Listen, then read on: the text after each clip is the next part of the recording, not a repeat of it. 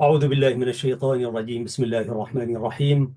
يقول الحق سبحانه وتعالى في كتابه العزيز: لسان الذي يلحدون إليه أعجمي وهذا لسان عربي مبين. صدق الله العظيم. بهذه الآية المباركة أيها الإخوة والأخوات، أحييكم. أنا أحمد شريف من قناة سلام الإعلامية المباركة، وأرجو أن تكونوا دوما في أمان الله وحفظه. هذه هي الحلقة رقم 156 في هذا البرنامج، وبحمد الله سبحانه وتعالى أنا سعيد أن ألتقيكم أسبوعيا عبر هذه القناة المباركة. في الحلقة السابقة عزيزي المشاهد وعزيزتي المشاهدة، تحدثنا عن هذا الكتاب، وهو كتاب الأستاذ المناضل الراحل سليمان آدم سليمان دقي، الذي قدم شهادته في كتاب جولة في أروقة الدبلوماسية الإريترية العربية، وذلك قبل أن يرحل عن هذه الدنيا الفانية. له الرحمة والمغفرة، ولكل شهداء مسيرة كفاحنا المسلح. سألني بعض الأصدقاء، قالوا لي أن هذا البرنامج هو مع اللغة العربية، ولكنك أحيانا نراك تستعرض كتبا عربية، فكيف تفسر ذلك يعني؟ فقلت لهم يعني شكرا على هذا التساؤل. ليتكم تسألون ذلك السؤال في نوافذ هذه الحلقة وهذه القناة المباركة، لأن السؤال نبني عليه أفكار يعني، أو نجيب من خلال المتابعة. لكن كونكم سألتم لا حرج ولا بأس عليكم، مشكورين على ذلك. لكن الإجابة على هذا السؤال قلت لهم هذا يوضح أنكم لا تتابعون حلقات هذا البرنامج. وهي الحلقة 156 بحمده تعالى، أو 100، حتى لا أكون مخطئا، 165 عفوا. هذه الحلقة 165. وأنا أشرت في أكثر من حلقة أنه من بين أهداف هذا البرنامج هو استعراض الكتب التي تصدر بالعربية. هنالك كتب عدة بتصدر بغير العربية، تحديدا في التجرينية، بالواقع الإريتري أو في الشأن الإريتري. وهذا لا يعنينا في صميم هذا البرنامج إلا ما كان يتعلق باللغة التجرينية، ولكنه يتحدث عن قضية لغوية أو في مسألة اللغة العربية. ربما يعني لو واحد ربنا فتح عليه وحاول يعمل مقارنة بين اللغة العربية والتجرينية مثلا، نحن في المجتمع الإريتري نهتم بهذه الثنائية، فمؤكد أن البرنامج كان سيسلط الضوء على ذلك. لكن واحدة من أهداف هذا البرنامج هو دعم المشروع العربي في إريتريا، والتحدث عن واقع اللغة العربية في إريتريا، ونخرج أحيانا إلى دول الجوار والدول الإسلامية كما تتابعون. واحدة من الأشياء أو من النوافذ التي تدعم اللغة العربية هو الكتاب العربي. ولذلك واحد من صميم هذا البرنامج أن يسلط الضوء على الكتب والإصدارات العربية. فشرحت لهم ذلك فقالوا تفسير منطقي وموضوعي يعني.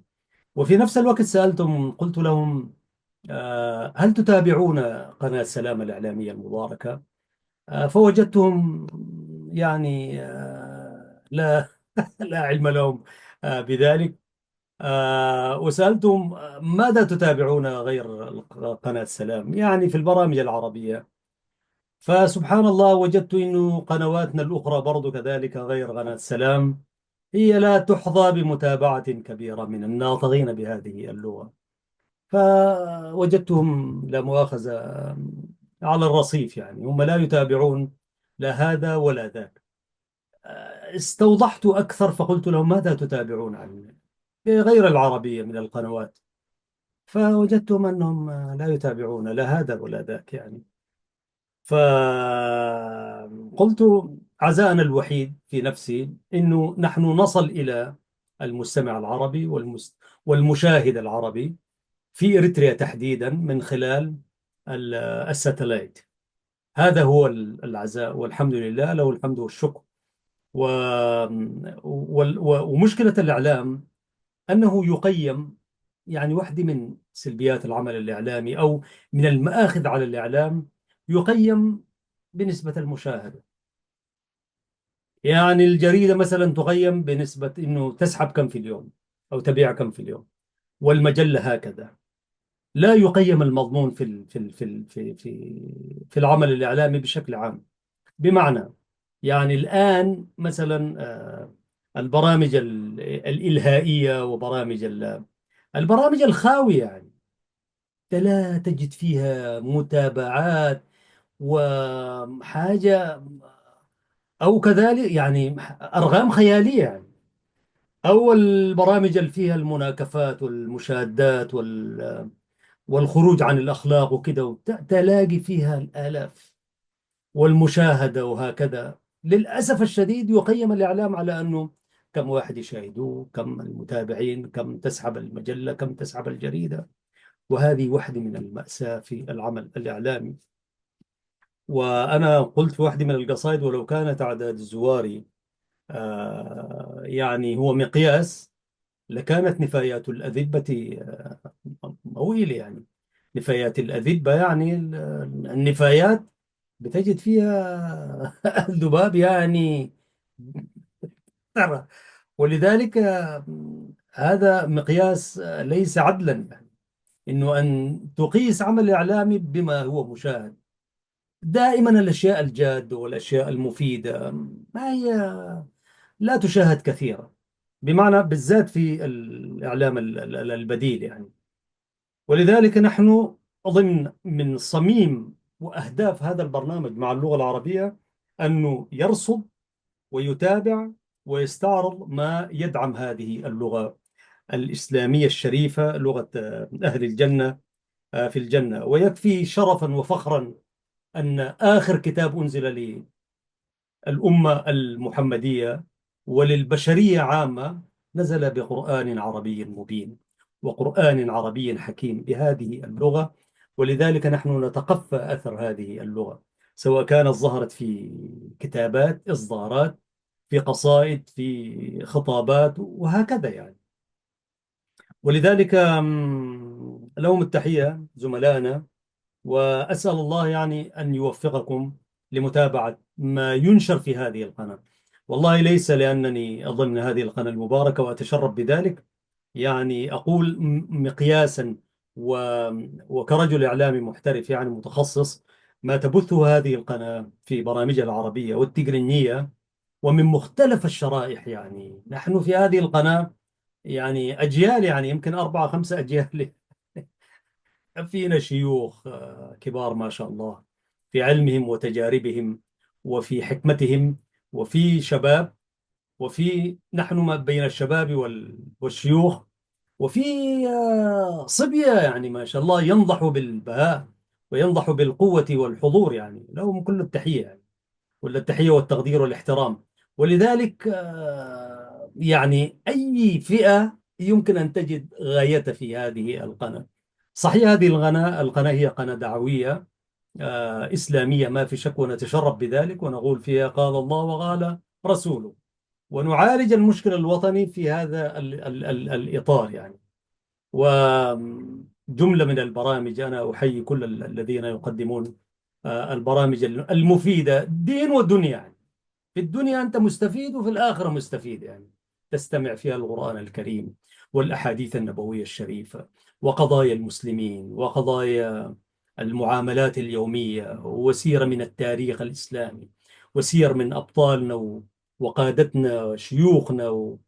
نحن أيضا أنا ضمن هذه القناة وفي هذا البرنامج تحديدا حتى أتابع سيرة أولئك، سيرة العلماء والوعاظ والخطباء وأئمة المساجد والمؤذنين، لأن هؤلاء هم الذين يعني يردفون ويدعمون ويسندون هذه اللغة. ما في أذان باللغة غير عربية، ولا في داعية يمكن أن يتنكب الطريق عن اللغة العربية. ولذلك هؤلاء هم شعل هذه اللغة الذين، وحتى الشعراء والحكماء والخطباء يعني.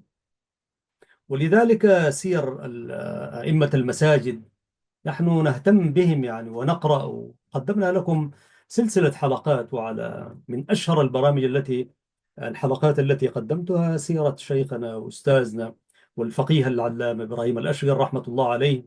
وأنا والله يعني الحمد لله إنه قبل أن نرحل من هذه الدنيا تحدثنا عن شيوخنا، وشيوخ كثر يعني، وإن شاء الله نأتي نتحدث عن شيخ الذي تعلمت فيه القرآن الكريم وحفظت ورددت وختمت وربطني بهذه اللغة، الشيخ إبراهيم خليل، سيدنا خليل الموجود، الشيخ نوراي، حيث يقيم في كسلة، له السلام والتحية والمعزة. كان شيخنا المعروف سيدنا خليل في مدينة أغرداد.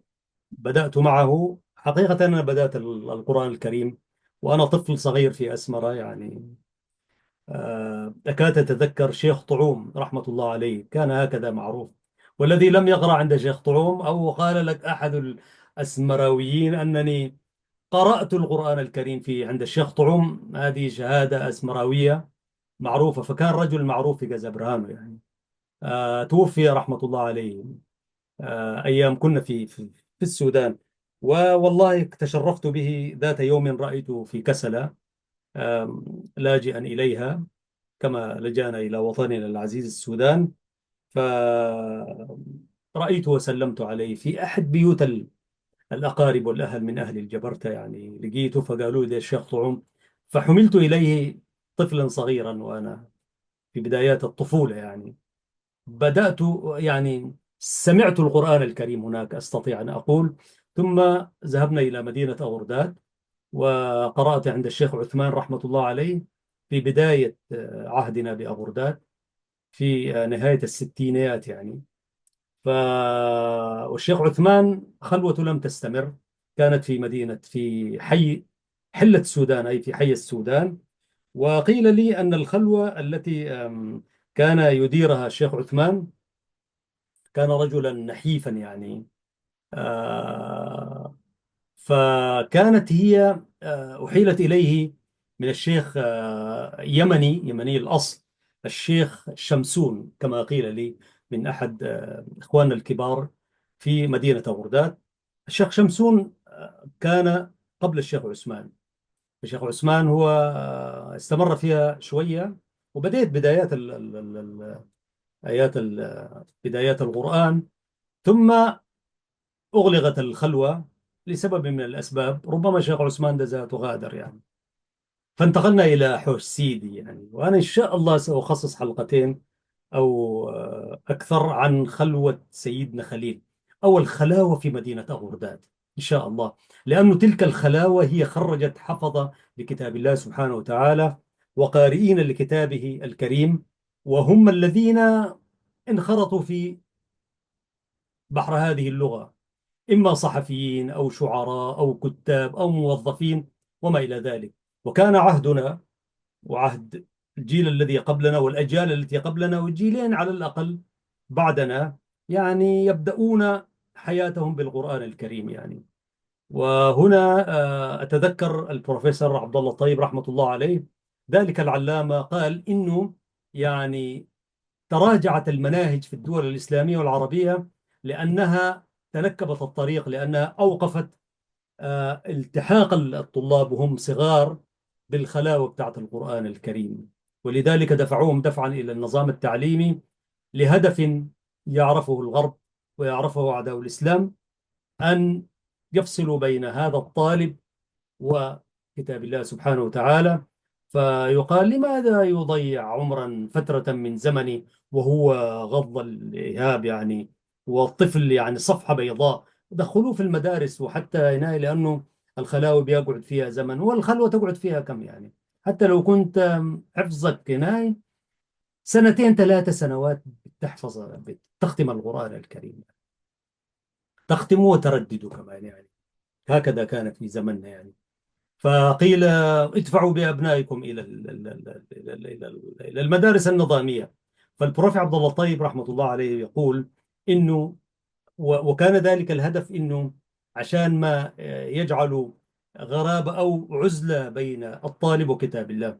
ويقول في كلامي وكلامه علمي، بيقول أنه الطالب يعني عندما يبدأ دراسته النظامية بالقرآن الكريم يحفظ، فإنه يدخل المدارس وفي ذهنه كما هائلا من المصطلحات والمعرفة واللغة، ويتفصح هكذا يقول يعني.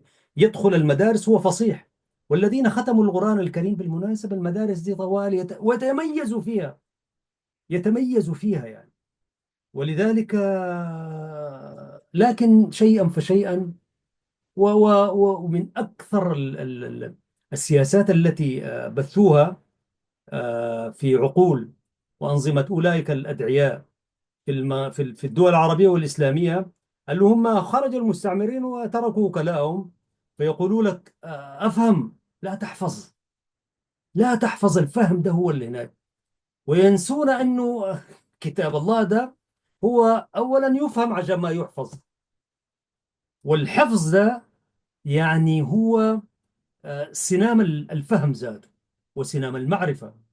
ويقول لك أفهم لا تحفظ، لا تحفظ، ما يقول لك ما تحفظ القرآن الكريم مباشرة، يقول لك الحفظ ده ما كويس، أفهم بس، عشان بس تكون الكتاب الله ده ما تحفظه يعني، تقرأ كده بس، فهمت ما فهمت تمر عليه.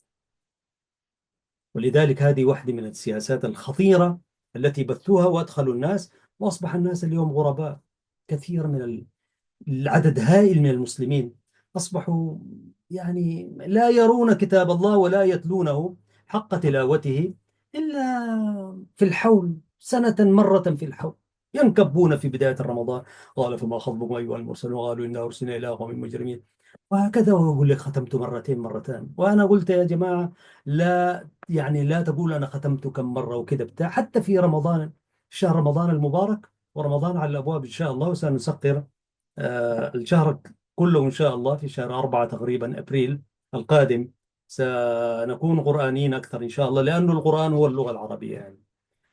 ولذلك أنا أقول تدبروا، حتى لو لم تختموا القرآن الكريم في شهر رمضان تدبروه تدبر، إن شاء الله أقرأ جزء واحد بتدبر. وبعدين أنت مطلوب منك، أفلا يتدبرون القرآن أم على قلوب أقفالها. أنت مطلوب منك تتلو وتتدبر. وكان الصحابة رضوان الله عليهم كما تعلمون لا يعني يدخلون إلى آية أخرى أو لا يتخطون آية إلا أن يفهموا الآية دي كامل، يتدبروها معناها وإعجاز اللغوي والبلاغي ودلالاتها والمناسبة التي نزلت فيه، وأين نزلت، مكية مدنية وما إلى ذلك، ويفهموا التفاسير، ثم يتخطون إلى آية وليس إلى سورة وإلى جزء وإلى هكذا. ولك الليلة أنا في الجزء 17 18 19، تسيبه في الجزء 17، بعد يومين يقول لك في الجزء 25. معقولة؟ معقولة في هذا الزمن المطلقم يعني، وتتلقفك الأهواء من هنا وهناك، وسائل التكنولوجيا هذه ما خلت شيء يعني. معقول أنت يعني خلال يومين ثلاثة خمسة ستة أجزاء أنت تقرأه مع الأسف الشديد كما تقرأ الجريدة أو المجلة يعني. وهذا ما لا ينبغي أن يكون مع كتاب الله. علينا أن نكون متأدبين ونقرأه. يا أخي أنت مطلوب منك أن تقرأ القرآن بتدبر في كل مناحي حياتك، حتى وأنت تقرأ في الصلاة يعني. ولذلك هذه هي على هامش الحديث عن أستاذنا المناضل الكبير الأستاذ سليمان آدم سليمان رحمة الله عليه، من خلال استعراضنا لكتابه الذي جاء تحت عنوان جولة في أروقة الدبلوماسية الإريترية العربية. وطبع الكتاب بعد وفاته رحمة الله عليه، وأهله كانوا يعني أوفياء، أن لم يضيفوا شيئا ولم يحذفوا شيئا، ولكنهم فقط أعملوا تحرير وتنظيم فيه. ورجل كان كاتب يعني إن شاء الله رحمة الله عليه. اليوم عزيزي المشاهد أتشرف أن أتلو عليكم شيئا مما ذكره المناضل الراحل، خطة إيصال صوت الشعب لزعماء إفريقيا. طبعا في فترة الستينيات والسبعينيات إفريقيا كانت تعج بالزعماء، زعماء لهم يعني القدح المعلى في كثير، لأنه كانوا ثوار لم يفسدوا حتى ذلك الحين يعني. أول ما يقعدوا على هذا الكرسي كما يجلس فرعون أسمر، طبعا يعلون في الأرض فسادا وما إلى ذلك. فيقول في، يكرس أنه خطة إيصال صوت الشعب الإريتري كانت واحدة من الرسائل التي قام بها أولئك الأبطال، منهم عمنا سليمان آدم سليمان له الرحمة والمغفرة، أن يوصلوا صوت القضية الإريترية إلى إلى الزعماء الأفارقة. ولماذا الزعماء الأفارقة؟ طبعا الإمبراطور الهالك يعني حتى منظمة الوحدة الإفريقية وحتى فيها قوانين، وضع فيها قوانين عدم التدخل في شؤون الدول الداخلية. وإريتريا شأن إثيوبي، فمنظمة الوحدة الإفريقية لا تتحدث عنه. أيضا جزء من أهداف هذه اللغة أيضا أن نقرأ التاريخ، يعني في التاريخ عبر يعني. ولذلك كان أولئك المناضلين الأحرار كان همهم الأول أن يوصلوا إلى الزعماء الأفارقة، لأنه إثيوبيا ضربت إسفين بين القضية الإريترية والزعماء الأفارقة. وعدد من الزعماء الأفارقة كانوا يدعمون القضية الإريترية على خجل وعلى سرا ليس علنا وهكذا. وبرضو انتشرت انتقلت من المنظومة الإفريقية للمنظومة العربية. كثير من الدول العربية، وإن كان في دول بعينها وقفت وقفة معلنة، لكن كثير من الدول كان يشوبها شيء، فكانت تتستر وتدعم على خجل أحيانا وعلى سر. لكن هنا لا ننسى عدد من الدول التي وقفت، يأتي في مقدمتها الشعب السوداني الشقيق الذي نحن منه وهو منا. ثم كذلك تأتي دولة الصومال الشقيقة، يعني وقفتها مع القضية الإريترية. ثم تأتي سوريا بكل شموخها، وتحدثنا عنها في العهد الجديد للأشقاء الأعزاء في سوريا. ثم العراق. هذه دول يعني وقفت في بدايات، بعدها طبعا تتالت السعودية واليمن وما إلى ذلك. وهنالك دول حاربت القضية الإريترية، وبالذات أولئك اليساريون الملحدون عندما كانوا في التيار اليساري في دول كثيرة، يعني بل في أسرى من قادة و يعني يعني كانوا يضربون هذا الشعب المسكين في المخيمات وفي الأرياف بالطائرات الحربية. فكانوا ضباط وقادة الطائرات يعني من دول عربية بعينها، هذا بغير الروس والأمريكان وغيرهم يعني، لكن من دول عربية شقيقة. عموما فيقول إنه هجوم 7 نوفمبر 66 في ذلك الوقت كان يعقد بأديس أبابا قمة الوحدة الإفريقية، وكانت تضم رؤساء وزعماء أفارقة مهمين مثل الزعيم جمال عبد الناصر.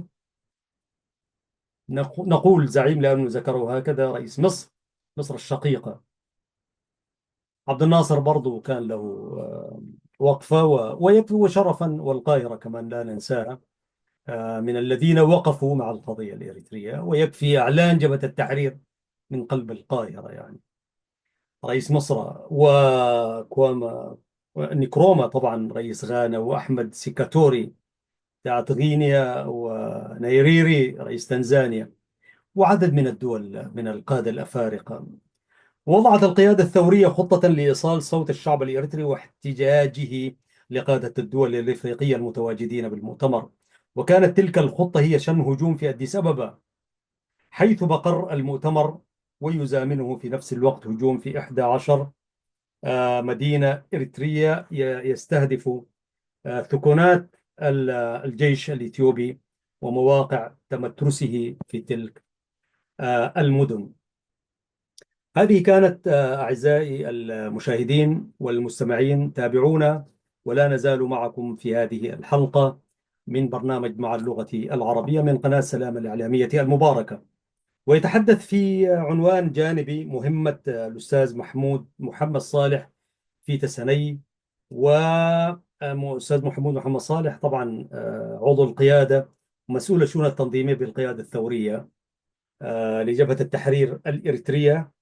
ويستمر ويتحدث عن هجوم مدينة تسني، ذلك الهجوم كسبت فيه الثورة الإريترية سمعة كبيرة ومعدات كذلك. وتحدث في الصفحة 63 إبادات العدو الإثيوبي بحق شعبنا. طبعا إثيوبيا هذه الاستعمارية يعني ارتكبت جرائم بحق الشعب الإريتري، ولا تزال حتى اليوم إثيوبيا بمختلف اتجاهاتها يعني برضو مناوشاتها جهرا وسرا لا تزال حتى اليوم، على الرغم من أن الشعب الإريتري سامح ولم يطلب التعويضات حتى كذلك لاعتبارات كثيرة يعني. وبعدين يقول إنه نتيجة إبادة إثيوبيا للشعب الإريتري انتقل الشعب إلى السودان، وتم هناك شحذ الرأي العام السوداني، وشخصيات كبيرة كان لها دور كبير في نصرة الشعب الإريتري، خاصة الإسلاميين. حقيقة يعني الإسلاميين كان لهم دور كبير يعني في دعم الثورة الإريترية والشعب السوداني بشكل عام. تناول مؤتمر أدوبحة، ذلك المؤتمر الذي كان عام 69. مؤتمر أدوبحة طبعا يعني محطة مفصلية في مسيرة النضال الإريتري، وتحدث عن المؤتمر الوطني الأول في نوفمبر 71، وكيف كانت ال يعني كيف كانت طبعا بدايات الثورة، لسه ثورة عاملة 10 سنين يعني. اليوم دول بعينها استقلت منذ سنين يعني المؤتمرات ما قادرة تعقدها يعني، فما بالك في الثورة الإريترية التي كانت يعني الشرق والغرب كله ضدها يعني. ف10 سنوات الأولى كانت سنوات جبهة التحرير، فيها التحديات الداخلية والخارجية. إثيوبيا وإقناع المجتمع الدولي بضم إريتريا، في عنوان تاريخي طبعا. إثيوبيا وإقناع المجتمع الدولي، المنطلقات المقدمة لدول آسيا وإفريقيا وأمريكا اللاتينية. إثيوبيا طبعا بالذات على في عهد الإمبراطورة الهالك هيلا سلاسي كانت يعني تعرف توظف علاقاتها، ولأنه كانت المنظومة الأمريكية برضو وعلاقتها بإثيوبيا يعني كانت تنظر إلى إريتريا هي موقع استراتيجي هام، ولذلك كانوا يمررون أشياء لصالحهم عبر البوابة الإثيوبية. تحدث المناضل سليمان آدم سليمان عن المؤتمر الوطني الثاني، كيف كان الوساطة السودانية والتحول الليبي إلى المعسكر الشرقي. يعني هنا ليبيا لها تاريخ أسود مع الشعب الإريتري، وحتى اليمن الجنوبي كذلك يعني كانت هنالك، يعني لأنه كانوا ضمن التيار اليساري الحادي وهكذا. ولكن لا ننسى برضو أنه تلك الدول بالذات ليبيا يعني هنالك عدد هائل تخرج من ليبيا بشهادات علمية مقدرة يعني. وليبيا كانت واحدة من الدول التي كانت تستضيف ودعمت العقل العربي بالمناسبة، ودعمت اللغة العربية في إريتريا بطريقة غير مباشرة، حيث تخرج كم هائل من ليبيا والعراق وسوريا والسودان طبعا ومصر العربية. هذه دول بالمناسبة ساهمت بقدر كبير. يعني تخيل عزيزي المشاهد لو لم تكن الجامعات والمعاهد ومراكز البحث مفتوحة للطالب الإريتري في هذه الدول. ومع ذلك تكاد اللغة العربية اليوم أن تصبح غريبة اليد، غريبة الوجه واليد واللسان في إريتريا، مع أنه في كم هائل درس في تلك الدول. واللغة العربية لغة البلد يعني مع غيرها من اللغات. ونؤكد تماما أن برلمان 52 أكد على ثنائية اللغة الرسمية في إريتريا، العربية والتيغرينية. والمنطلقات التاريخية والحضارية للغة العربية في إريتريا ناقشناها في أكثر من حلقة في هذا البرنامج. ولكن لأن اللغة العربية استهدفت واللسان العربي استهدف في إريتريا، على الرغم من وجود المعاهد والخلاء والقرآن الكريم، وكذلك أهلنا الصوفية بغير شططهم طبعا وهناي، لكن برضو جانب من يعني من إيجابيات الجماعات الصوفية في إريتريا إنه ربطوا المجتمع باللغة العربية، يعني مدائح وذكر وهيام ووجدان يعني جميل. يكاد الرجل لا يعرف شيء لكن يمدح يعني، يمدح. لو تحدث معه اللغة العربية ما يفهم، لكن يقول لك صلوا على بحر الصفا المصطفى، صلوا عليه وآله وصحبه أهل الوفاء. الكلام ده ما فيه شيء. صلوا على بحر الصفا المصطفى، صلوا على وآله وصحبه أهل الوفاء. آل وصحبه كانوا أهل وفاء، والبحر المصطفى صلى الله عليه وسلم. فهذه يعني أنا أقول إنه الصوفية كان لها دور في تثبيت ودعم، يعني ولأنه المدايح دي فيها نغمة موسيقية بالصوت، يعني لو سيبنا الدفوف والاشياء الثانيه الاخرى. لكن هذه المدايح، انا شخصيا خريج المدرسه المادحه، ومن خلال المدايح تعلقت بهذه اللغه واحببتها، طبعا القران الكريم والخلفيه، ثم المدايح، وتعلقنا الى ان اصبحنا شعراء يعني. واضبط قصائدي في بحورها بالانغام اللحنيه للمدايح. حقيقه انا لم ادرس العروض، الحمد لله انا شاعر مجيد كغيري من الشعراء يعني، واكتب بطريقه ربما نادره في الشعر العربي الاريتري اليوم يعني، قليله يعني. واكتب الشعر وليس لي علاقه بعلم العروض. داير ازن البيت هذا موزون ام مكسور، على طول ادلف الى واحد واعرف انه البيت ده اول ما يكون في خلل، يعرف انه في يعني على سبيل المثال يعني أنا وهذه برضو فكرة أطرحها للشعراء الذين ليس لهم علاقة بعلم العروض، فأقول لهم اذهبوا إلى المدايح، أعرفوا المدايح المنضبطة، وليس على شطحات. صوفيا فيها شطحات، فيها إشراك ما في شك يعني، والعياذ بالله يعني. لا يمكن تقول وإن كنت في هم وغم فنادني، وإن قلت يا حسن أتيك بسرعة. لا، إن الله لا يغفر أن يشرك به ويغفر ما دون ذلك لمن يشاء. في شطحات. والشعر مظنة الغواية كما قال الفراج الطيب السراج رحمة الله عليه: إذا لم يتدرع بأدرع ثلاث إلا الذين آمنوا، الإيمان، آمنوا وعملوا الصالحات وذكروا الله كثيرا. أن تؤمن وتعمل الصالحات وتذكر الله كثيرا، وإلا الشعر مظنة الغواية ومسلك الهلاك، لأن الشعر ده فيه أشياء. ولذلك أنا أقول إنه في المدايح تقدر تضبط وزن الشعر عندك. على سبيل المثال مثلا، أنا حاختار أي قصيدة مدخل لي، مطلع لي قصيدة من القصائد التي كتبتها، يعني القصائد الموزونة يعني، وهذا شيء من اللغة العربية. يعني مثلا عندما وجدتني مثلا في القاهرة سنة 2008، جاء عيد الاستقلال وأنا في القاهرة، فما في الزحمة وما في العمل الإعلامي، حيث كنا في أسمرة. فقلت معقولة يا أخي، ولسه ما لم أبدأ دراساتي العليا ساعتها. فقلت أهكذا تسلب الأيام ما اكتسب، أهكذا تسلب الأيام ما اكتسب، ويمحي موعد بالدم قد كتب، وينقضي أجل كنا نقلده من اللآلئ درا مذ أتى ذهبا، نعدد الحب والساعات في شغف، إذ يشرئب أيار ضاحكا طربا، وهكذا.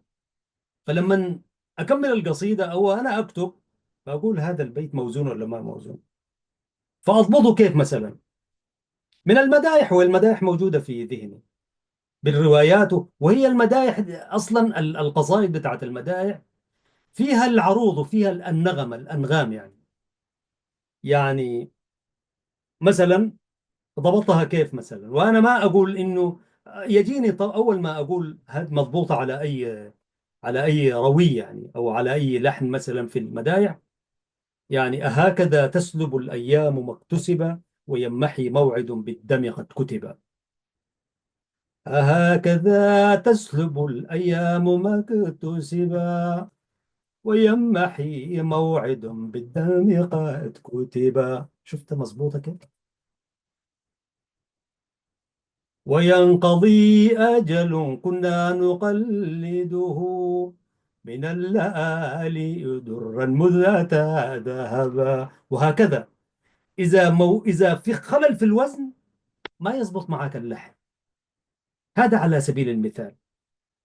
ففي جانب الصوفية في مدائحها الملتزمة حافظت على اللغة العربية، أو رفضت يعني، أو دفعت وقدمت ساهمت في نشر هذه اللغة. رجل أمي لا يعرف، قاعد في ريف البلد هناك، صلوا على بحر الصفا المصطفى، كما أشرت. أو كمان مثلا واحدة تانية: الله الله جل الله الله، رب صل على المحجوب من قدمي، الله الله. فيها توحيد، لكن ما تدخل فيها الهناي والبعديني. أنا أن السودانيين عملوا فيها، والإثيوبيين المنظومة دخلت فيها أشياء وأشياء. لكن أنا أتحدث الألحان في المدائح بتخلي الشاعر يضبط شعره. لو أخذت مثلا قصيدة أخرى، وإن كان لما لا أود أن أخرج من هنا، دعوني أخصص حلقة كيف يمكن أن تضبط قصيدتك بلحن مدائح. سأخصص حلقة حتى لا نخرج من حلقتنا اليوم. لا نزال في استعراض هذا الكتاب للمناضل سليمان آدم سليمان رحمة الله عليه، في كتاب جولة في الرقة الدبلوماسية العربية الإريترية. أنتم سيداتي سادتي مع قناة سلام الإعلامية المباركة، والحلقة في برنامج مع اللغة العربية. تحدث طبعا عن اجتماعات المجلس الثوري، وبعدين دخل على إسياس أفورقي الحاكم بأمره في البلد. طبعا عمنا سليمان آدم سليمان هو من الفئات، بل هو يمكن أول شخص استقبل هذا الرجل. تخيل، أول شخص استقبل هذا الرجل. وعمنا سليمان آدم سليمان كما أعلم، أعتقد لم يدخل البلد. يعني خلونا نقرأ. آه يعني أنا داير أجيب الحتة اللي فيها. نعم. بيقول أنه درس السياسة بمدرسة لؤي المكنن، إحدى المدارس الإريترية بأسمرة. يعني المكنن اليوم اسمها، كان بيسموها كهز في الفترة قبل التحرير. اليوم اسمها حفشاوس مراتب مرتبين، يعني مدرسة أسمرة الثانوية العامة، وفي قلب المدينة. وهذه مدرسة لؤي المكنن خرجت كم هائل من قادة العمل السياسي في النضال الإريتري. ويقول أنه أكمل في مدرسة ويزرو تسهين بمدينة دسي بإقليم ولو الإثيوبي، لتولي عمه سلمون أبرهة رعايته وتبنيه. بالمناسبة في معلومات عن السياس برضو احتواها هذا الكتاب، بالإضافة إلى كتاب الدكتور عمر زرآي الذي استعرضناه في يوم من الأيام ومكتوب باللغة العربية. كان عمه عم إسياس هذا حاكما لإقليم ولو الإثيوبي، ثم عينه الإمبراطور هيلي السلاسي وزيرا، حيث كان من ضمن مهامه تحرير وصياغة الخطب السياسية للإمبراطور. يعني كده الفرعون ده هو مفوه في الخطابة، يعني أو في فن الخطابة. وقد ألحق العم ابن أخيه اللي هو إسياس بجامعة أديس أبابا، إلا أن إسياس قطع دراسته من الفرقة الثانية بالجامعة، واندفع بحماس للالتحاق بصفوف الثورة الإريترية تحت مظلة جبهة التحرير الإريترية. فور وصوله إلى إريتريا سلم نفسه للخلية السرية لجبهة التحرير في العاصمة أسمرا، والتي قررت بعد إجراء اتصالاتها مع الخلية الثورية في مدينة تسني انتقاله إلى هناك، ثم نقله إلى مقر القيادة الثورية في مدينة كسل السودانية، مع رسالة توصية بقبوله ضمن المقاتلين في صفوفها ضد الاستعمار الإثيوبي. وقد رأت فيه قيادة الجبهة بذلك الوقت حيوية الشباب مع درجة جيدة من التعليم. طبعا كان رجل شاب وسيم أنيق، ورجل أزمارينو متعلم، يعني سنة ثانية في الجامعة، جامعة أديس أبابا كانت مثل جامعة الخرطوم يعني. وفيه حس من الذكاء أو قدر من الذكاء والحس الوطني، وإن كان جاء متأخرا. لذا اختارته ضمن مجموعة من المقاتلين للسفر في بعثة دراسية سياسية إلى الصين. أنا أقول سياس ده لو ما كان مشى الصين، لو كان مشى حتة تانية، كان هذا التاريخ الذي تعيشه إريتريا ما كان عاشت فيه. فلنتخيل أنه مشى لحتة تانية غير الصين، لأنه من الصين حملت ذلك الخلايا والنطف الماركسية واليسارية إلى، يعني أصبحت جزء من تركيبته، ولحد الآن الفكر الذي يقوده هو الفكر الصيني المعروف يعني، في إطار خطة الجبهة للتعزيز وتمتين دور أبنائها من المسيحيين في العمل الثوري، وإزالة أي شعور بالتردد قد يطرأ على معنوياتهم وقد يبعدهم عن الاستمرار في العمل الثوري والكفاح الوطني. هنا لم يذكر عمنا سليمان، ولكن فيما أظن إن لم أكن مخطئا هو من أوائل الذين استلموا هذا الرجل في مدينة تسني وسلموه ودخلوا به كسلا. لم يكن لوحده عمنا سليمان آدم سليمان، فمع المجموعة، لكن أعتقد أنه هو أول من يعني استقبله ودخل به إلى السودان. يتحدث في الكتاب يعني جبهة تحرير إريتريا والوفاق الوطني، اللقاءات التي كانت، لقاء كرن واتفاقية جدة عام 82، والزعيم عثمان صالح سبي برضو هذا واحد من الذين دعموا القضية الإريترية في الجانب الكتابي والجانب التأليفي. سبي له كم هائل من الكتابات: جغرافيا إريتريا، تاريخ إريتريا، إريتريا والقضية العربية، وكم هائل من الكتب، جزء منها مترجم وجزء منها من بنات أفكاري. وكان زعيما كاتبا من الدرجة الأولى الزعيم سبي رحمة الله عليه. ويعود بعد ذلك إلى القاهرة. القاهرة بارزة في هذا الكتاب، ويعني عودة عمنا سليمان إلى القاهرة وخطاب الاعتذار. يعني كده متى اعتذر وقدم خطاب الاعتذار؟ عام أعتقد لم يذكر التاريخ هنا. يقول في خطاب الاعتذار، شوف الخطاب ده مكتوب كيف. والأسرة كتبته زي ما كتبوا أستاذنا سليمان رحمة الله عليه. بسم الله الرحمن الرحيم. السلام عليكم ورحمة الله وبركاته، الإخوة والأخوات والأبناء الأعزاء. يطيب لي أن أحييكم في مستهل مؤتمركم، وأشكركم على دعوتكم الكريمة شخصي لحضور المؤتمر، والتي للأسف حالت ظروفي دون حضوري. كان دعي إلى المؤتمر الثاني، عفوا في المؤتمر التاسع لجبهة التحرير، للمؤتمر الثاني. أعزائي، أتمنى لكم التوفيق والنجاح في المؤتمر الذي يعقد في ظل أوضاع صعبة وقاسية وصل إليها كل أبناء شعبنا نتيجة لنظام الحكم الدكتاتوري في إريتريا الحبيبة، وفي ظل، لا هو ده الاعتذار 2014. أي مؤتمر أنا لا أدري، لكن خلونا نقرأ الاعتذار. والنكران في ظل إريتريا الحبيبة، وفي ظل استمرار الإقصاء والنكران لمجتمعنا الذي لم ولن يبخل أبناؤه بالنفيس والغالي من أجله على امتداد الحقبة والأزمان والصعاب التي يجابهها الوطن. واليوم وصل شعبنا في مواجهة دكتاتور النظام إلى مرحلة هامة وفارقة، التي تتمثل في رفع ملف حقوق الإنسان لإريتريا في الأمم المتحدة، والذي يعري النظام ويكشف الجرائم البشعة التي ارتكبها في حق الإنسان الإريتري. ويقول في ختام التوصية أو الاعتذار: كما أن الوضع المأساوي بالوطن يعكس أهمية الحاجة الماسة للتعاضد والتماسك والحفاظ على اللحمة ونبذ التشتت، وأنتم أهلا لذلك الأعزاء.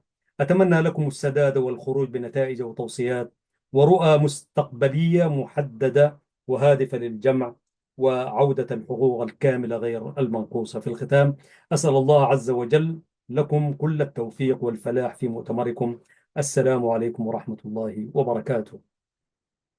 الديباجة هنا كانت مكتوبة بعد اتفاقية جدة تم دمج المكاتب، وتوليت مع الأخ، يقول الأستاذ سليم كردي، إدارة مكتب الوحدة.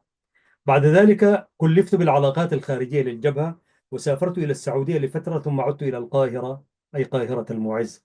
في المؤتمر التاسع لجبهة التحرير عام 2014 تقدمت بالاعتذار عن الترشح أو تولي أي مهام رسمية لفسح المجال لأبنائنا وبناتنا الشباب،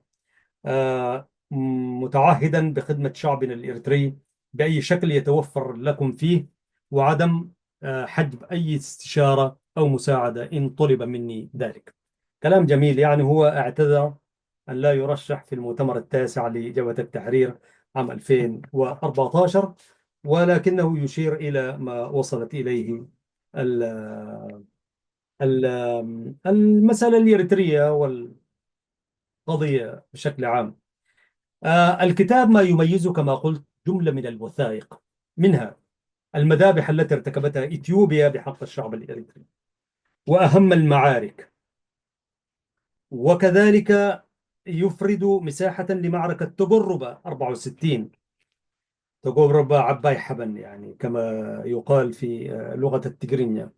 وبعدين هنالك الوثائق الهامة، وثائق الكتلة الاستقلالية الإريترية، وبرضو وثائق المجموعة بتاعت الوحدة والاتحاد مع إثيوبيا، وكذلك وثائق اللجنة التحضيرية للمؤتمر 69، يعني وثائق في غاية الأهمية. مجازر اثيوبيا في أبوردات 75، أهم القرارات الدولية والإقليمية بشأن إريتريا. لماذا نستعرض ذلك عزيزي المشاهد؟ لأنه الذي كتب باللغة العربية عن التاريخ ما كثير يعني، وإذا كتب لا يقرأ يعني. في صور عدة في الكتاب. هنالك صورة مؤتمر وزراء الخارجية الإسلامية الثاني عشر ببغداد يؤجل مناقشة العضوية المراقبة لإريتريا. وإريتريا كانت في كثير من المنظومات العربية بعضوية مراقب.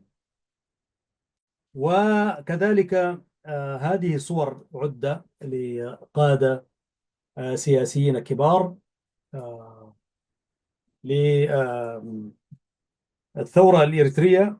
سيمينار العلاقات الخارجية لأعضاء المكاتب الخارجية 1980، مجموعة وفيهم أستاذنا سليمان آدم سليمان، وكذلك يعني من الراحلين عدد كبير من السفراء الإريتريين وسفراء الدول العربية الشقيقة.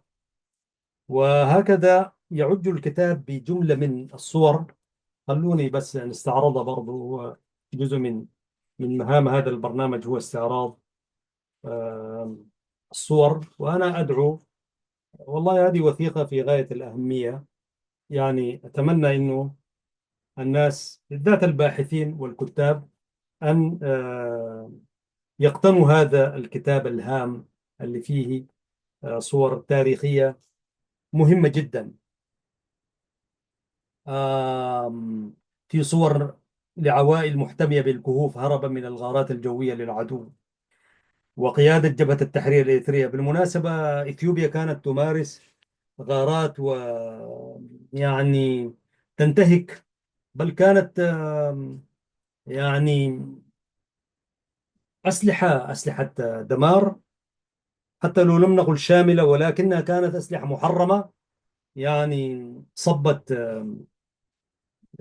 بهذه الأسلحة على رؤوس الأبرياء من الشعب الإريتري يعني. ولذلك يعني مأساتنا وجرائم إثيوبيا في إريتريا هي كبيرة. كذلك في صور لزعماء وجاء مدن المنخفضات عموما.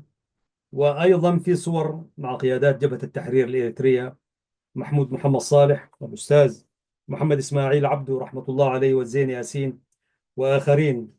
آه، وأيضا كذلك صالح الحسين وآدم محمد حامد قندفل والشهيد عبد الله إدريس. هذه صور مهمة يعني. هؤلاء لهم ما عليهم من التاريخ، ولكنهم قادة، ضباط، طلاب وضباط خريجي الكلية العسكرية بالعراق. يا سلام، انظروا إلى هؤلاء الضباط الخريجين يعني من سوريا والعراق. طبعا كان عدد هائل. مم، الكلية الحربية السودانية ما أدتنا ضباط لكن أدتنا من الرعيل الأول الأورطة الشرقية، الأورطة العربية الشرقية. يعني الرعيل الأول ديل كلهم كانوا جنود من هناك يعني. أبو شنب وأبو طيارة ورحمة الله عليهم. يعني عدد ما شاء الله يعني، نجوم وأبطال. الزعيم الشيخ إدريس محمد آدم هنا، والمناضل قليدوس رحمة الله عليه إدريس عثمان قليدوس مع المناضل سليمان آدم سليمان. وبعدينك برضه هنا تشييع وتأبين القاهرة. يعني تشكر الأسرة العزيزة لأنه نشرت الكتاب بعد وفاته عمنا سليمان آدم سليمان، فضمنت الكتاب رحيله وتشييع جثمانه في القاهرة، قاهرة المعز. وكذلك برضو أمسيات التأبين التي كانت تأبينه في أمريكا مثلا، أمسية التأبين في أمريكا، أمسية التأبين في السويد، في أستراليا. كذلك تأبين الشهيد سليمان آدم سليمان بالمملكة العربية السعودية وفي لندن. ومع الأسف الشديد إريتريا لم تعمل تأبين، إريتريا الداخل يعني لم تعمل تأبين، وهذه من المفارقات العجيبة في إريتريا. وكما قال مدير وكالة الأنباء السورية في واحدة من الأحاديث التي ذكرتها لكم: إريتريا الحبيبة العجيبة. وأنا أذكر هنا استعرض الصور. جاء تم ذكر المناضل إدريس عثمان قليدوس رحمة الله عليه. هو كان أحد الراعيل، أحد المؤسسين لجبهة التحرير. وأذكر موقفا معه واختتم به هذه الحلقة.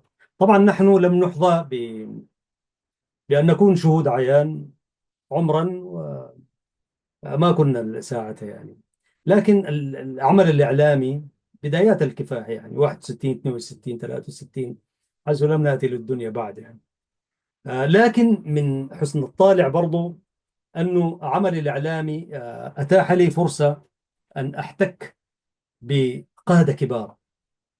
واحد منهم كان الأستاذ إدريس عثمان قلايدوس رحمة الله عليه. وكان أول عمل إعلامي رسمي لي في العمل الإعلامي بأسمرة مع الشهيد عثمان قلايدوس، إدريس عثمان قلايدوس رحمة الله عليه.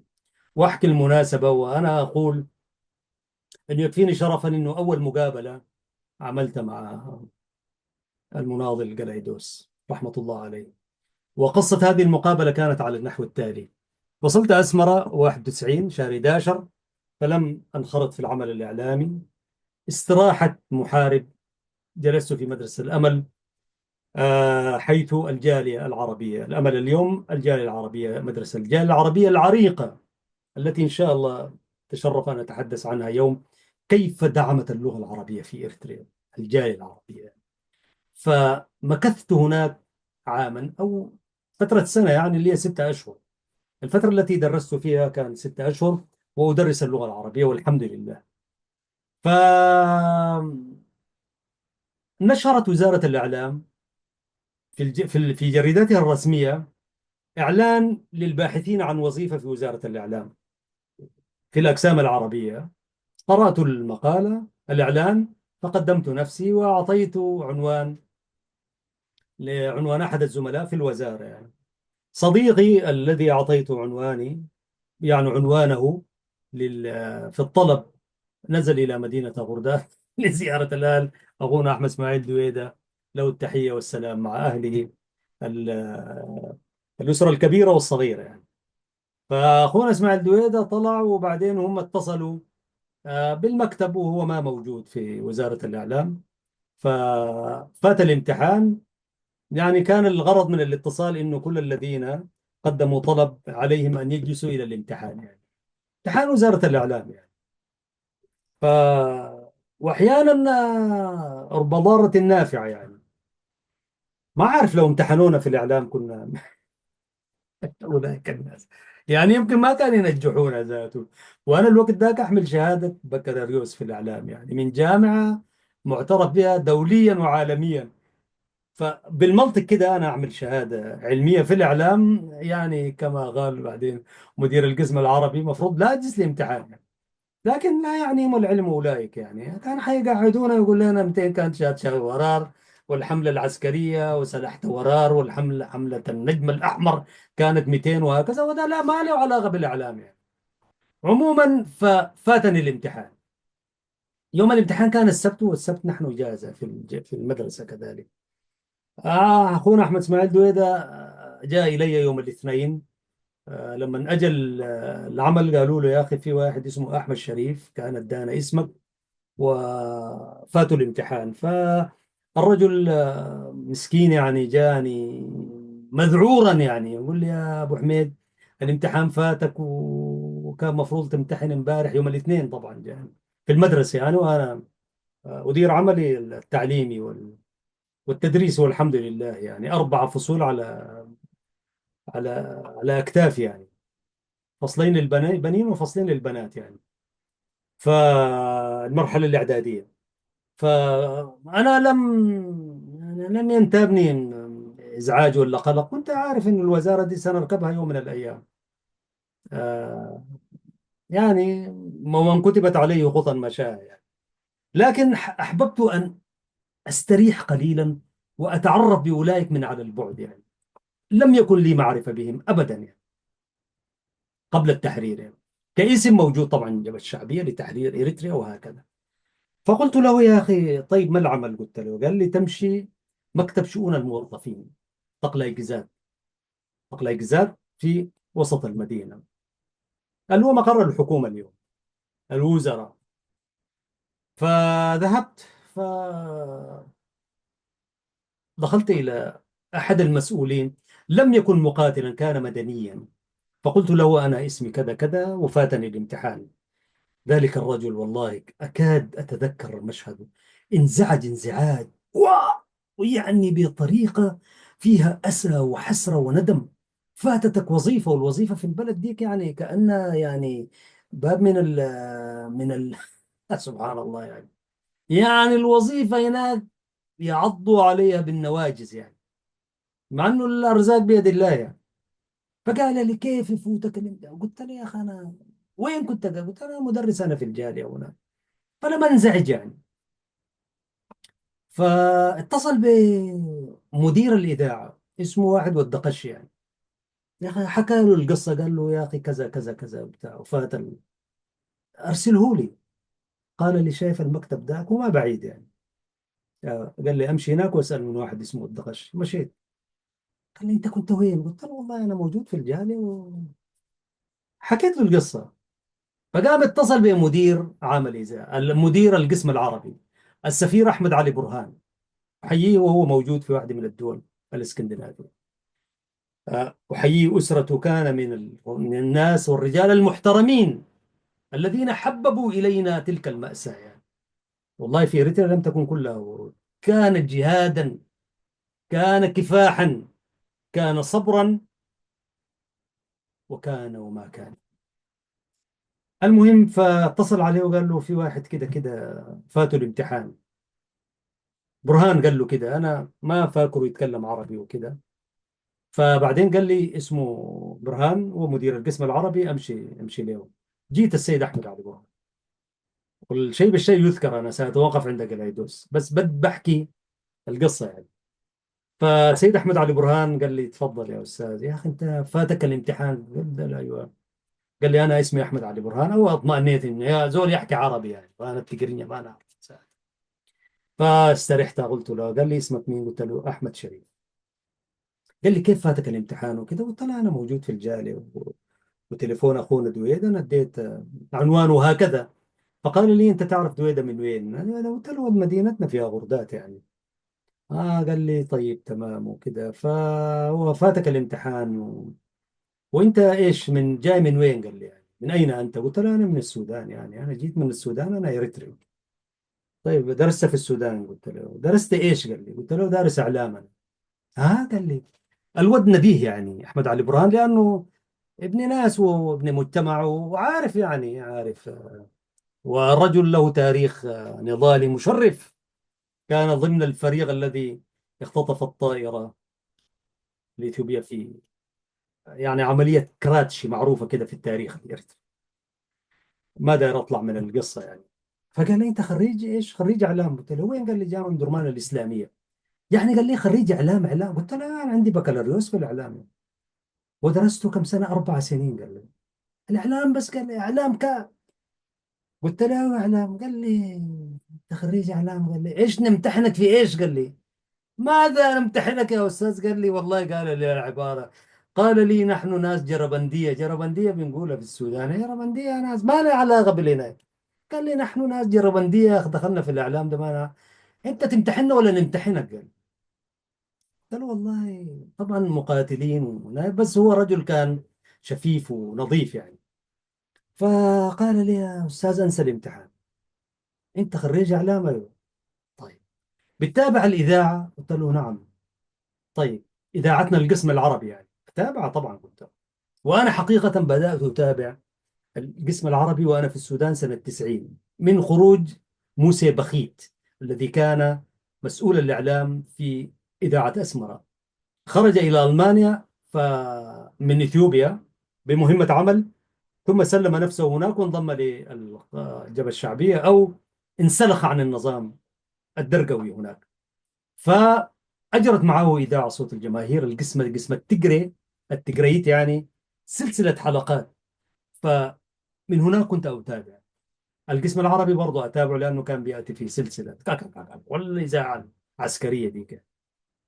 فقلت له أنا أتابع الإذاعة. لما دخلت أسمرة طبعا أصبحت متابع ملازم يعني. ما عندك حاجة، أنت تدرس وأنا داير أتعرف على الإعلام من خلال البرامج، من خلال الصحيفة الموجودة وهكذا يعني أتعرف على الإعلام من على القرب يعني. ماذا يشبهون أولئك؟ ما هي ألوانهم؟ ما هي يعني سحناتهم والفكر الذي يحملوه؟ قال لي طيب يا أستاذ، إحنا دايرين نريد برنامج صباحي خفيف. قال لي نحن عساكر وكلامنا كده جاف وكده بتاع. قلت له تبسمت شوية. فقال لي داير برنامج صباحي خفيف كده. قلت له جميل. قال لي تجيب لنا حلقة كده. حلقة طبعا حلقة واحدة. يعني أنت لما تقدم فكرة إعلامية أو برامج على الأقل، فأنا رجل متخصص في الإعلام، كلام خفيف، صباح الخير، صباح النور، موسيقى وشوية هنا وأنا تعرفت على النسق الإعلامي والأغنيات اللي عندهم ليها الثورية وكلها كانت أقتل أسلوب يعني هكذا يعني. فعملت 5 6 حلقات حقيقة، يعني برامج أسبوع كامل يعني. وما كلفتني شيء، نص ساعة قعدت أكتب وكذا بتاع دارس. فالصباح اللي في المساء جيته بعد ما كملتها، اديته أهو. قال لي 6 حلقات ما شاء الله. أنا قلت لك حلو. قلت له برنامج صباح يعني خفيف يعني ما فيه حاجة. طيب قال لي ما تبدأ معنا؟ قلت له لا، أنا مدرس للغة العربية في مدرسة الجالية، ومرشد لفصل ومسؤول من 4 فصول يعني. بدرس 4 فصول ومرشد فصل لواحد، وعندي فصل داخل للمرحلة الثانوية يعني سيمتحن لي الشهادة يعني برضو الثانوية، اللي هو الصف الثالث إعدادي. برضو كنت يعني كان عندي معاهم شيء، ومنتقل للثانوية يعني. فقال لي خلاص طيب يا أخي أنا أشتي منك حاجة واحدة. أيوة، تعرف الإذاعة محله كده بتاع، تاجي الاستوديو بس وتقرأ لنا مادة. أوكي. قصة المواد التي بدأت بها في قصة أخرى. اليوم الثاني لما جيت فقال لي يا أخي أنا عايزك.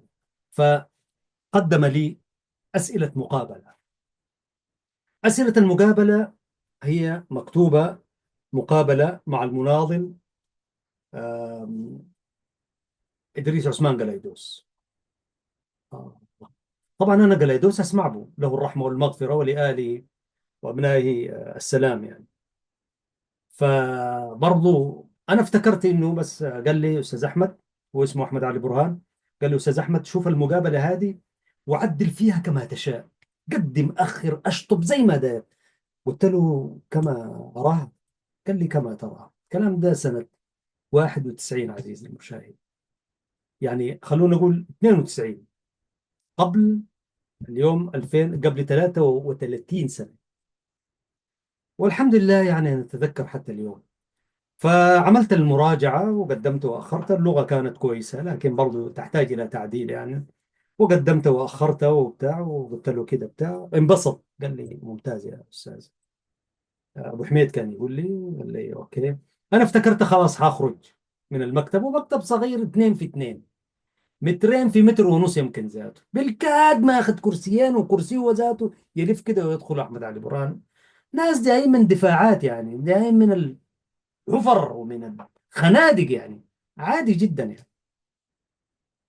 المهم فقلت له خلاص أنا أمشي. ولسه الأستاذ المناضل قلايدوس أحد المؤسسين لجبهة التحرير الإريترية ما لم يأتي بعد إلى المكتب أو المكاتب الصغيرة. فدار أنصرف، قال لي دقيقة يا أخي تشرب معي كوباية شاي. فطلب شاي وقعدت، وأنا أشرب المقابلة. شرف أشرب الشاي يعني عفوا، والمقابلة شربتها حقيقة. فشرف المكتب بقامته البهية وحضوره وأناقته. قليدوس قال لي ده المناضل إدريس عثمان قليدوس. قمت وسلمت عليه باحترام. قال له ده الصحفي الجديد عندنا الأستاذ أحمد شريف. أهلا وسهلا. قال لي سلم علي. سلام، سلام الأبطال يعني. قلت له أستاذ قليدوس أنا سمعت بك كثير، لكن أتشرف اليوم أشوفك لأول مرة، ولي الشرف يعني أشوفك وكده. تفضل. قال لي أنا طبعا، أنت تخيل يعني مناضل إدريس عثمان قريدوس بقامته النضالية، ومدير القسم العربي الأستاذ أحمد علي برهان. جبهة الشعبية، جبهة الشعبية وجبهة التحرير يعني الاثنين يعني، لأنه ده جبهة التحرير والجبهة الشعبية. ما لي في الجبهتين غير العمل الإعلامي. فحاولت أن سل من اللقاء. فقال لي لا أنت حتشرب كوباية شاي تاني يا استاذ احمد علي ابراهيم. قلت له انا شربت. قال لي نجيب لك قهوه. قلت له لا لا، بس جيب لي شاي ما بطل. جاب لي كوبايه الشاي. جاب كوبايتين برضه. فقلت حاشرب واونس واطلع منهم. فاول ما اخذت الاخت خدت الكوبايتين وانصرفت، قال لي يا استاذ ابو حميد، قال لي انا مسكتك طيله هذه المده لتجري انت المقابله مع ادريس عثمان قلايدوس. آه. طبعا يعني لم أخف حقيقة يعني، لكن ترددت شوي يعني. أول مقابلة وبقامة قلايدوس، هذه الجبهة الشعبية وجبهة التحرير، وأنا ما عنديش تجارب حتى مع الجبهتين غير تجارب الطلبة تنط من خلية لخلية وهكذا، غير الجبهة الشعبية تنظيم موحد قوى التحرير شعبية جبهة التحرير وهكذا. فقلت له يا أخي ما. قال لي لا، أنا ماسكك ليش؟ قال لي لتجري هذه المقابلة. على الفور برضو جاني انه برضو جميل يعني ان تجري اول مقابله مع جلايدوس المناضل جلايدوس، يعني تجري مع جبهه التحرير ذاتها يعني. قلت له هكذا ترى؟ قال لي ايوه. وانت اهل الله؟ قال لي وقفلنا يعني حقيقه سجنت انا والزعيم جلايدوس في سجن اثنين في واحد ونص. قال لي انا لما تكمل المقابله انا موجود، بس ده ضربوا لي الباب كده عشان ما يدخل علينا زول. ما ديل الجنود يخش اي اي حفره، اي دفاع، اي مكتب يعني. فهو فطن، واعتقد ما في زول كوكو علينا الباب، اعتقد فيما اظن يعني. وممكن يكون هو ماسك حرس دفاع هناك يعني، زي ما كان يمسك الدفاعات، ولهم التحيه والمعزه يعني. فكان ماسك الحرس هناك، واسئله وكده. السيد قلايدوس وابدا كملنا المقابله بالسلسله اللي خطيتها انا. وكان في تسجيل كويس في ووكما، اسمه جهاز كده جميل يعني، نظيف يعني. فادريس قلايدوس رحمه الله عليه قال لي يا ابني انت من وين؟ قلت له يا اخ انا اريتري. قلت له لا. قال لي درست وين؟ قلت له انا دارس في السودان. دارس شنو؟ قال. قلت له دارس اعلام.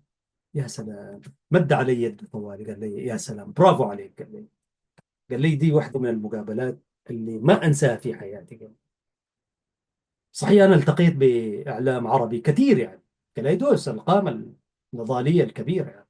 وساعتها كان مفوض مفوضيه الاستفتاء ساعتها، ثم انتقل بعد ذلك الى الدستور. فكان الحديث عن تمهيد الاستفتاء وهكذا يعني.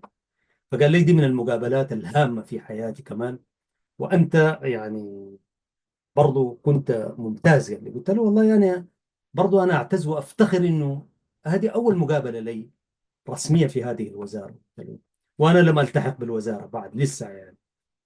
فقال لي أنت وين؟ قلت له أنا مدرس في مدرسة الجالية العربية هنا، مدرس اللغة العربية. قال لي لابد الناس دي لازم يسحبوك. فالمهم شكرا قلت له، وانا اتشرف اكثر يعني انه اول مقابله لي في تاريخ الاعلامي يكون معك، قال يدوس معك الأستاذ المناضل. حياني وحييته، قال لي والله أنت ما شاء الله وكذا. فضربنا الباب. أحمد علي برهان بابتسامته اللطيفة، ورجل ودود يعني، له التحية والسلام. بابتسامته، يا جماعة كملتوا كده وإيش؟ قال كيف؟ قال له والله اداه وصية، قال له امسكوا الراجل ده. قال له كيف؟ قال له ايوه جايين وكده بتاع. فما كنا عارفين الغيب، يعني مغيب لنا تلك الوزارة التي قضينا فيها 17 عاما، لم تكن كلها حسوما ولم تكن كلها ورود، كانت بين هذا وذاك، وهي الحياة هكذا يعني. فهذه أنا حبيت أذكرها في نهاية هذه الحلقة من برنامج مع اللغة العربية. الرحمة والمغفرة لأستاذنا قليدوس رحمة الله عليه، والرحمة والمغفرة للمناضل الشهيد سليمان آدم سليمان، ولكل الرعيل أولئك الذين يعني كلما ذكرناهم نبكي أكثر يعني. سلمونا وطنا وبعناه ولم تبق في أيدينا إلا الحطم يعني.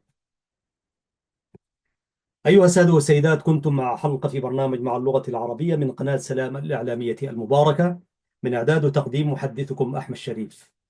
أشكر لكم حسن الإصغاء والمتابعة. يقول الحق سبحانه وتعالى في محكم تنزيله: لسان الذي يلحدون إليه أعجمي، وهذا لسان عربي مبين. صدق الله العظيم. ويقول الشاعر العربي الكبير: الحي حي من حياة لسانه، فإذا أبيد من اللسان أبيد. اللهم احفظنا لهذه اللغة، واحفظها لنا، وأجمعنا بأهلها وأخيارها وعلمائها وشعرائها وفقهائها. التقيكم بحوله تعالى في الحلقة المقبلة. الشكر الجزيل للفنيين الذين يخرجون هذه الحلقة بالثوب والشكل الذي يليق، أيها السادة والسيدات، بمقاماتكم السامية. هذه تحياتي، محدثكم في الإعداد والتقديم، وأسأل الله سبحانه وتعالى أن يجمعنا دوما وإياكم على خير بحوله تعالى. في الحلقة القادمة إن شاء الله سنأتيكم في موضوع آخر، وحتى ذلكم الحين نستودعكم الله، والسلام عليكم ورحمة الله وبركاته.